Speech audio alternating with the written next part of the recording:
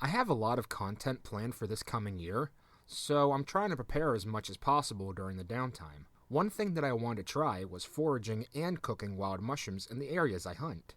Last year, I had some moderate success during the spring and fall, but the summer season was pretty hot and dry here in Pennsylvania, so hopefully this summer will be a little bit better.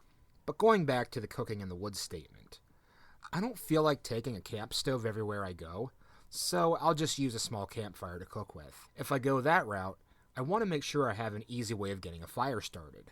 I'm alright at building fires, but there's nothing wrong with making things a little easier if you can. There are many commercially available items to help making a fire easier, but you know me. I like to try my own ideas on things and try to do things myself if possible. So in this video, I'm going to make some fire starters using paper straws, cotton balls, and used tarp warmer wax. One really popular way of making your own fire starters is to pour wax over dryer lint, which is stuffed into the nooks of paper egg cartons. But I saw these paper straws at my local Ollie's surplus store and wanted to see how they would work. And you'll see at the end, they actually work really well. But anyway, the process is about as straightforward as you can get. You stuff a paper straw with cotton from cotton balls, and then dip that into melted wax.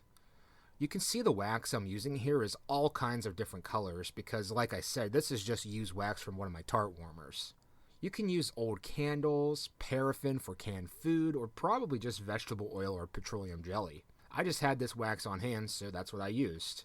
I thought maybe the wax will help things be more water resistant than it would be otherwise. I also like how compact the final product is because we used a paper straw, so it will be easier to carry in a backpack or put in a survival kit if that's your thing. Anyway, after stuffing the straws full of cotton and dipping those into wax to increase the burn time, we can test them against a plain paper straw and a straw dipped in wax without the cotton center. Notice how the fire starters we made burn significantly longer than both the plain paper straw and the hollow straw dipped in wax. Now that we have a decent stash of the newly made fire starters, building a fire in the woods should be a less daunting task. That way I can focus more on other aspects of the videos.